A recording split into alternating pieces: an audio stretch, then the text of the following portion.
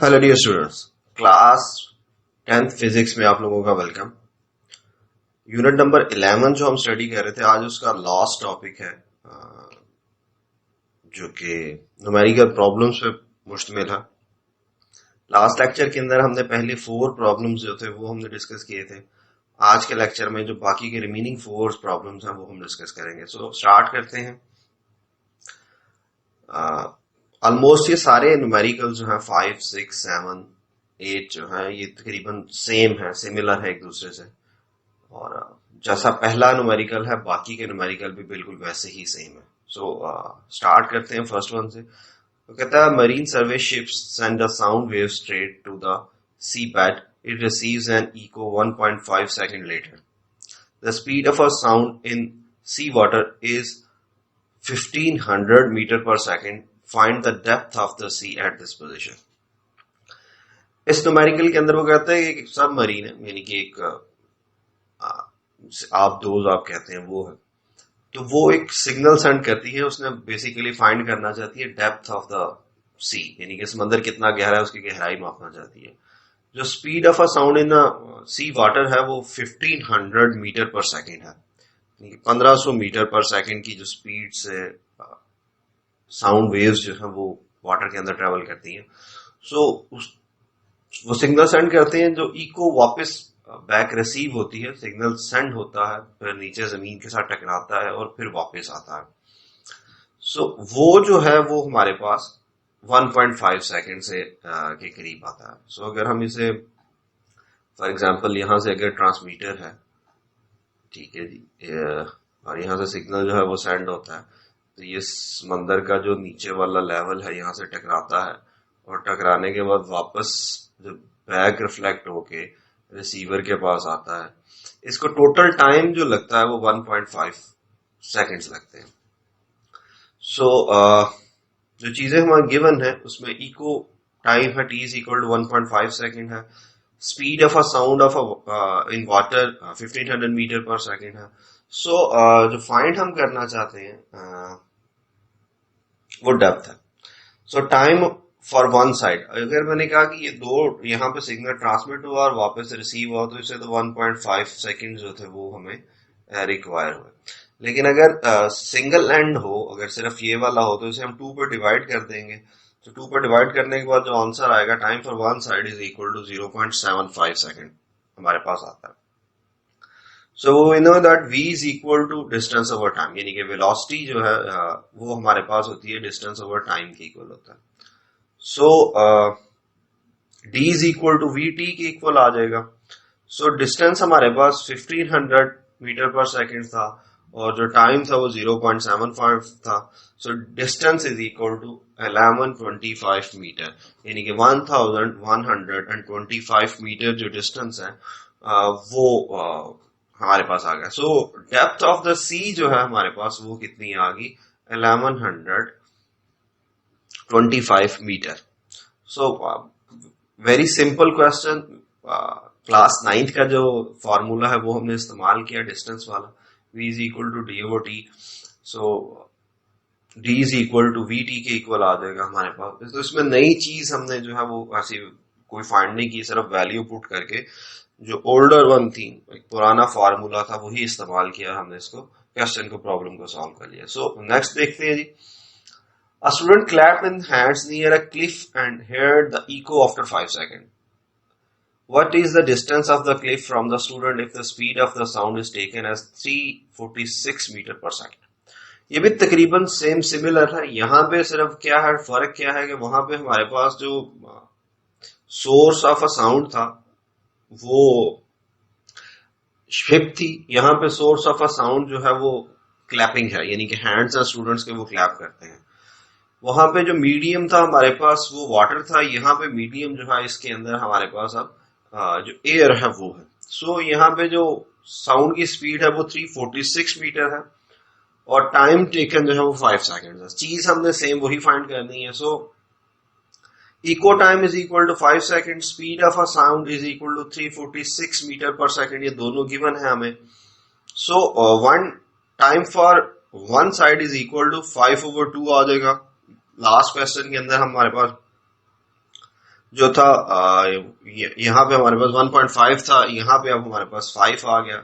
सो इसे डिवाइड करने के बाद time for one side is equal to 2.5 second आ जाएगा। So we know that v is equal to d over t के इक्वल आता है। एंड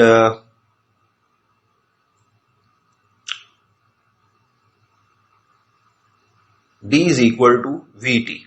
सो इसमें वैल्यू अगर हम पुट करें तो हमारे पास जो आंसर बनेगा 346 मल्टीप्लाई बाय 2.5 सेकेंड्स, तो distance is equal to 865 metre. So यहाँ पे हमारे पास जो फॉर एग्जांपल क्लैप कर रहा है स्टूडेंट जो है, तो क्लिफ से टकरा के वापस जो है उससे जो क्लिफ है वो 865 मीटर जो है ना वो फॉर अवे है। सो सेम वही क्वेश्चन था, सिनेरियो थोड़ा सा चेंज था, वैल्यूज थोड़ी सी चेंज थी, बाकी चीजें हमने वही same to same find out की। इसमें नई कोई चीज ऐसी जो थी वो हमने एड अप नहीं की। सो चलते हैं अपने नेक्स्ट क्वेश्चन की तरफ। Question number 7, a ship send out ultrasound that returned from the seabed and is dedicated after 3.42 seconds, 42 seconds. If the speed of the ultrasound through seawater is 1531 metre per second, what is the distance of the seabed from the ship? Same वही question जैसा हमने पहले किया था।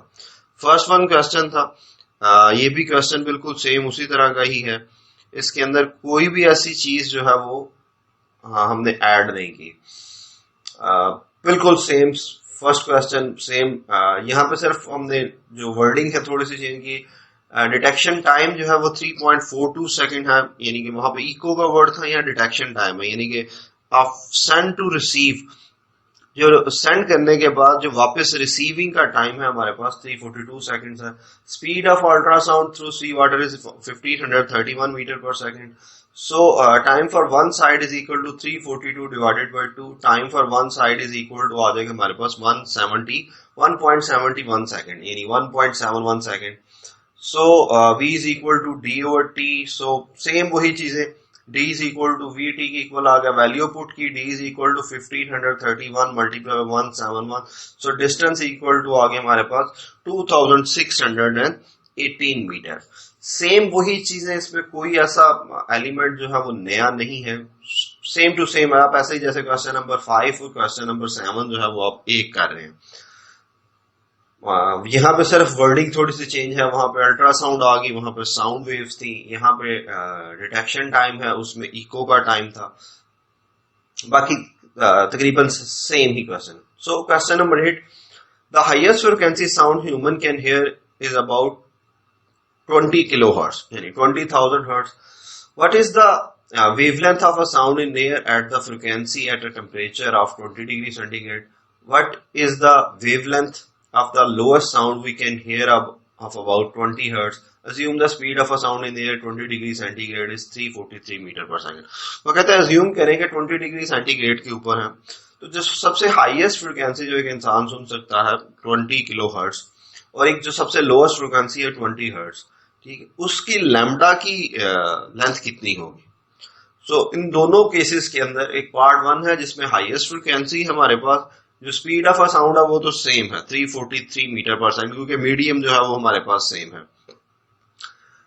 तो अगर medium change हो तो speed of a sound change होती है, अगर मीडियम सेम रहे तो फ्रीक्वेंसी कम हो या ज्यादा हो उससे कोई फर्क नहीं पड़ता स्पीड के ऊपर। सो हमारे पास स्पीड जो है वो दोनों केसेस के अंदर सेम है, एक केस में हाईएस्ट फ्रीक्वेंसी है, दूसरे केस में लोएस्ट फ्रीक्वेंसी है। सो देखते हैं जी, हाईएस्ट फ्रीक्वेंसी एफ से हमने इसे शो किया, f is equal to 20 kilo hertz है, लैम्डा हमने फाइंड करना है। इसी तरह lowest frequency f complement is equal to 20 hertz. इसमें फर्क सिर्फ हमने ये रखा कि फ्रीक्वेंसी को जो एफ से हमने डेडिकेट किया वो 20 किलो हर्ट्ज थी, और जो लोएस्ट फ्रीक्वेंसी है उसे हमने एफ कंप्लीमेंट से शो किया। सो यहाँ पे लैम्डा को भी हमने कंप्लीमेंट से शो किया लोएस्ट फ्रीक्वेंसी को। So speed of a sound 343 metre per second आ गई हमारे पास। We know that v is equal to f lambda. इस फार्मूले से आप मेरे ख्याल से आप काफी ज्यादा फेमिलियर हो चुके होंगे, क्योंकि चैप्टर नंबर 10 के अंदर भी हमने इसका इस्तेमाल किया, चैप्टर नंबर 11 के अंदर भी इसको वक्तन फुक्तन हम इस्तेमाल करते रहे। So velocity is equal to frequency और लैम्डा की इक्वल होती है। हमने फाइंड आउट करना है यहाँ पे लैम्डा।